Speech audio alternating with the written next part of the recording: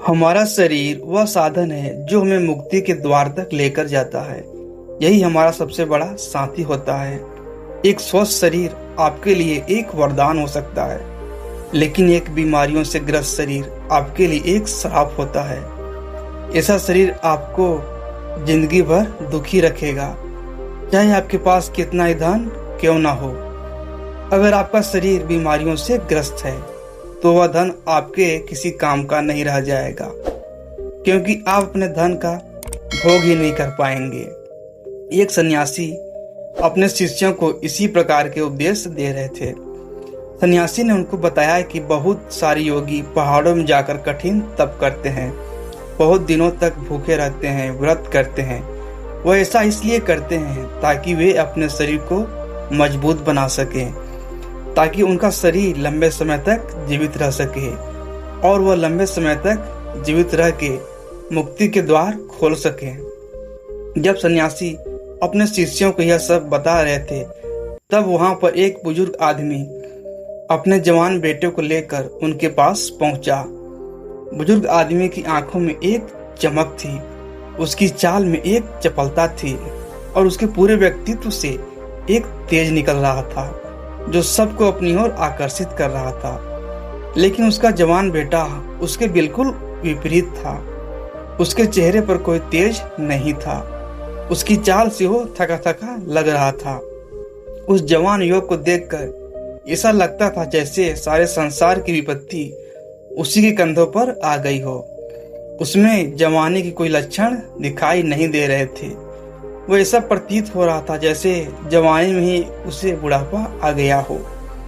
आश्रम के शिष्यों की तरह बिना कोई ध्यान दिए वह बुजुर्ग आदमी अपने बेटे को लेकर उस सन्यासी के पास पहुंच गया।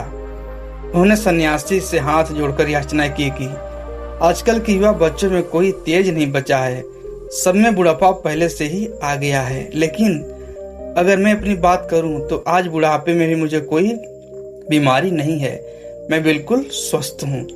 लेकिन जब मैं अपने बेटी की तरफ देखता हूँ तो मेरा दिल दुखी हो जाता है, क्योंकि यह अपने पिता से पहले ही बूढ़ा होने लग रहा है और पिता के लिए इसमें ज्यादा दुख की बात क्या हो सकती है। उन्होंने सन्यासी से प्रार्थना की कि आप आयुर्वेद के ज्ञाता हैं, आप इतने बड़े सन्यासी हैं, आपके पास तो बहुत सारे तरीके होंगे जिससे मेरे बेटे को बुढ़ापा आने पर भी बीमारी ना पकड़े। अगर आपके पास ऐसी कोई औषधि है तो आप उसे देने की कृपा करें, जिससे मैं चिंता मुक्त होकर अपना जीवन जी सकूं। सन्यासी ने उस बुजुर्ग आदमी के युवा बेटे की तरफ देखते हुए कहा कि औषधि तो बीमार आदमी को दी जाती है, लेकिन इस युवक को देखकर ऐसा लगता है कि इसे कोई बीमारी नहीं है, बल्कि इसके खान पान, इसके रहन सहन और इसकी दिनचर्या में थोड़ा बदलाव करने से इसका पूरा जीवन बदल सकता है। असल में इंसान अगर बीमारी आने से पहले ही सतर्क हो जाए तो उसके पास बीमारी नहीं आएगी, लेकिन हम बाद में सतर्क होते हैं जब बीमारियां हमारे शरीर में प्रवेश कर चुकी होती हैं और उसके बाद औषधियों के इलाज के अलावा और कोई तरीका हमारे पास नहीं बचता। लेकिन मैं सबको कहता हूं कि जो भी इंसान अपना स्वस्थ शरीर चाहता है, अच्छा खुशहाली से भरा जीवन जीना चाहता है, उसे अपने दिनचर्या में कुछ नियम अपनाने होंगे। उसे कुछ भोजन ऐसे खाने होंगे जो उसके शरीर के लिए लाभकारी हों, और तीसरा, उसे कुछ ऐसे योग सीखने होंगे जिन्हें वह जीवन भर कर सके। अगर वो सिर्फ इन 3 बिंदुओं को विस्तार से समझ लेता है तो उसका शरीर उसके लिए वरदान साबित हो जाएगा। उसे अपने शरीर की वजह से इस जीवन काल में कभी भी कोई कष्ट नहीं उठाना पड़ेगा। ये 3 बिंदु मैं तुम्हें विस्तार से समझाने की कोशिश करता हूँ। इन 3 बिंदुओं में सबसे पहले हमारा भोजन आता है। जिस प्रकार का भोजन हमारा शरीर ग्रहण करेगा उसी प्रकार की वो ऊर्जा पैदा करेगा।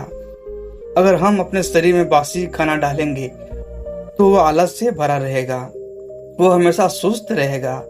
लेकिन वहीं पर अगर हम उसमें ताजा खाना डालेंगे तो हमारा शरीर चुस्ती से भरा रहेगा, उसमें कोई आलस्य नहीं रहेगा।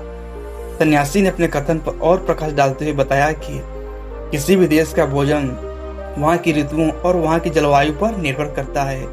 ऋतुओं के हिसाब से सर्दी का अलग खाना होता है, गर्मियों का अलग खाना होता है और उसी प्रकार अलग अलग ऋतुओं का अलग अलग खाना होता है। और अगर हम जलवायु की बात करें तो जो लोग समुद्र के किनारे रहते हैं उनका खाना अलग होगा, और जो लोग रेगिस्तान के पास रहते हैं उनका खाना उनसे बिल्कुल अलग होगा, क्योंकि अलग अलग देश में वहाँ की जलवायु के हिसाब से फसल उगाई जाती है, और जो फसल वहाँ पर उगती है उसी के हिसाब से वहाँ पर भोजन तैयार किया जाता है। लेकिन चाहे किसी भी देश या किसी भी जलवायु का भोजन क्यों ना हो, अगर तुम अपने भोजन के साथ कुछ खाद्य पदार्थ लेते हो तो तुम्हारा शरीर अपने आप स्वस्थ रहेगा, ऊर्जा से भरा रहेगा। उदाहरण के लिए मैं तुम्हें बताना चाहता हूँ कि खाने के साथ गाय का देसी घी बहुत ही लाभकारी होता है, लेकिन जरूरत से ज्यादा घी खाना भी नुकसानदायक हो सकता है। इसलिए जब भी आप अपने सुबह या फिर रात्रि का भोजन करें तो उसके साथ 2 से 5 चम्मच देसी घी का सेवन अवश्य करें। इससे आपके शरीर के जोड़ों के अंदर वो घी पहुंचता है, जिससे आपके जोड़ उम्र बढ़ने पर भी अच्छी तरह काम करते रहते हैं। तुमने बहुत सारे लोगों को देखा होगा जिनके घुटनों में दर्द रहता है, जिनके हाथ में दर्द रहता है। वे बीमारी तभी होती है जब हमारे शरीर में पर्याप्त मात्रा में तेल नहीं पहुंचता। तेल यानी देसी घी। देसी घी हमारे शरीर के लिए सबसे ज्यादा लाभकारी होता है। इसके अलावा रात के खाने के बाद गाय का दूध अवश्य पिएं। गाय का दूध भैंस के दूध से ज्यादा बेहतर होता है, क्योंकि गाय के दूध से हमारा दिमाग तेजी से काम करता है, उसकी कार्य करने की क्षमता बढ़ती है, शरीर में चुस्ती बढ़ती है। सन्यासी ने आगे बताया कि सुबह सुबह तुम्हें भरपेट खाना खाना चाहिए, क्योंकि वह खाना दिन भर काम करने से हजम हो जाता है। लेकिन रात में अगर भरपेट खाना खाया जाता है तो हमारा शरीर नींद में जाने के बाद उस खाने को अच्छी तरह से हजम नहीं कर पाता, और इसी वजह से कुछ लोगों का पेट सुबह सुबह अच्छे से साफ नहीं हो पाता है। और जब पेट अच्छे से साफ नहीं होता, उसी से बहुत सारी बीमारियों का जन्म होता है।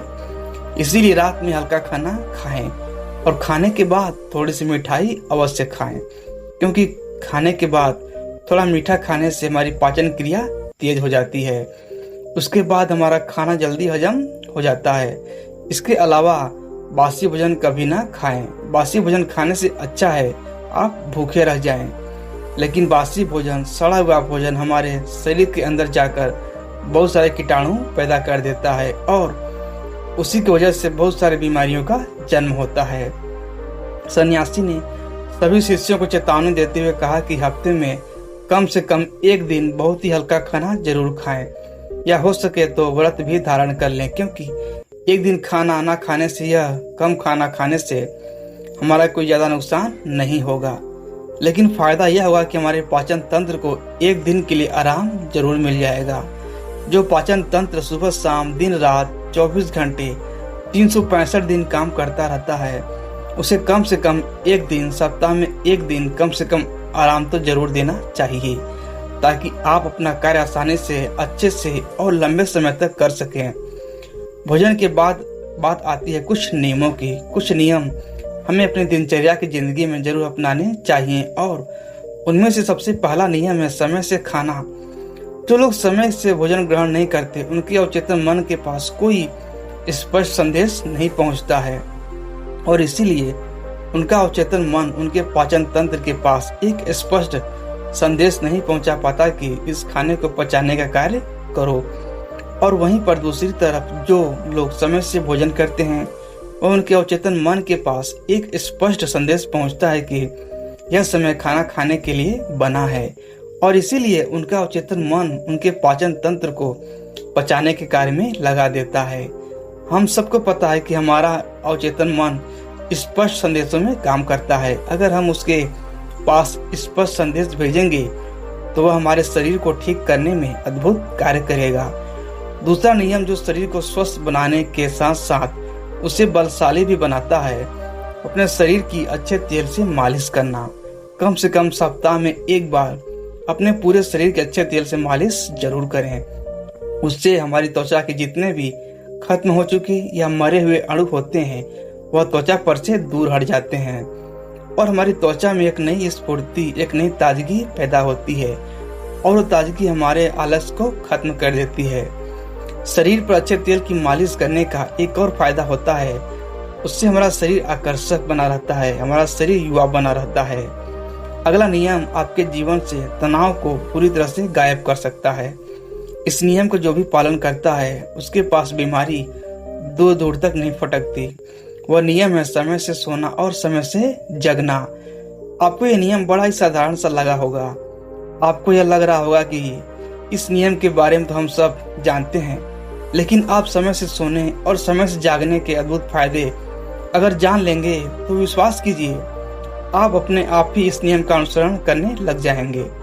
इसके बाद अगला नियम बताते हुए सन्यासी ने बुजुर्ग आदमी को सावधान करते हुए बताया कि अगर कोई आदमी अपने परिवार और अपने बच्चों के साथ समय व्यतीत नहीं करता है तो वह तनाव से ग्रस्त हो जाता है। घर में सुख शांति रहती है तो मन खुश रहता है। सभी परिवार के जन, सभी परिवार के लोग भी खुश रहते हैं और इसीलिए परिवार के पास कोई भी नकारात्मक ऊर्जा पास में नहीं आती। और उसके बाद आपका परिवार, आपके बच्चे और आप तंदुरुस्ती भरा जीवन जी सकते हैं। कुछ लोग काम ज्यादा होने की वजह से अपने परिवार, अपने बच्चों के साथ ज्यादा समय नहीं बिता पाते। इसी लोग अक्सर अगर रोज समय अपने परिवार को नहीं दे सकते तो कम से कम कुछ दिन, कुछ महीनों के लिए उन्हें कहीं घुमाने के लिए जरूर लेकर जाएं। आप अपने परिवार के साथ जितना वक्त बिताएंगे उतनी ही नजदीकी आपके परिवार के साथ आपकी बनेंगी और उसके बाद आपके मन से तनाव गायब हो जाएगा। इसके बाद सन्यासी ने बताया कि ये तो तुम सब जानते हो कि व्यायाम करना हमारे शरीर के लिए कितना लाभकारी होता है। हर एक इंसान को व्यायाम करना चाहिए और समय से व्यायाम करना चाहिए, लेकिन कुछ लोग व्यायाम करने का गलत अर्थ निकाल लेते हैं। व्यायाम उतना ही करो जिससे तुम्हारे शरीर को पीड़ा ना पहुंचे। कुछ लोग व्यायाम ज्यादा करने के लिए अपने शरीर को पीड़ा पहुंचाते रहते हैं, लेकिन व्यायाम सिर्फ उतना ही होना चाहिए जितना आप सहन कर सकते हैं। अपनी सीमाओं के ऊपर जाना अपने शरीर को पीड़ा पहुंचाना आपको थका देगा और थकने के बाद आपके अंदर आलस्य भर जाएगा और उसके बाद आपका कोई काम करने का मन नहीं करेगा। इसलिए अपने आप को इतना मत थकाओ कि आप अपना काम भी ना कर पाओ। और व्यायाम करने के साथ साथ एक नियम और अपनाना चाहिए और वह नियम है ध्यान का नियम। ध्यान करने से हमारा दिमाग और हमारा मन एकाग्र होना सीखता है, वह विचारों से मुक्त हो जाता है। और जब दिमाग और हमारा मन विचारों से मुक्त हो जाता है तो शरीर से तनाव चला जाता है, क्योंकि विचार ही तनाव का असली कारण होते हैं। और जो लोग समझदार हैं वह जानते हैं कि विचार ही हमें दुख पहुंचाते हैं और विचार ही हमारे तनाव का असली कारण होते हैं। इसीलिए लोग शून्यता में जाने का ध्यान करते हैं, लेकिन अगर आप भी रोज ध्यान करते हैं तो इससे आप विचार रहित तो होंगे ही, साथ ही साथ आपके चेहरे का तेज बढ़ेगा और आपकी इंद्रियां यानी कि आंख, नाक, कान, त्वचा और आपका मस्तिष्क अच्छी तरह से कार्य कर पाएंगे।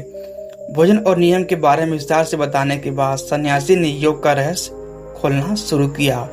उन्होंने सभी को बताया कि कुछ योग ऐसे होते हैं जो हम अपना काम करते करते अभ्यास कर सकते हैं और उनका अभ्यास करने से हमें चमत्कारिक फायदे मिलते हैं। एक योग जो सबसे ज्यादा लाभकारी होता है और इसे करने के लिए अलग से समय नहीं निकालना पड़ता, आप कोई भी काम करते हुए इस योग को कर सकते हैं और यह योग है गहरी सांसें लेना। जब भी आप सांस लेते हो तो अपनी नाभि से सांस लेने की कोशिश करें। सिर्फ छाती में सांस भरकर या अपने कंठ में सांस भरकर ना छोड़ें, नाभि तक सांस को जाने दें और नाभि से ही सांस को आने दें। उसके बाद आप अपनी सांसों के साथ एक संबंध स्थापित कर लेंगे। जीवन का रहस्य सांसों में छुपा हुआ है और जितनी गहरी आपकी सांसें होंगी उतना ही गहरा आपका ध्यान होगा। और योग हम कोई भी काम करते हुए कर सकते हैं। मान लीजिए तुम कोई भी काम कर रहे हो तो उसमें गहरी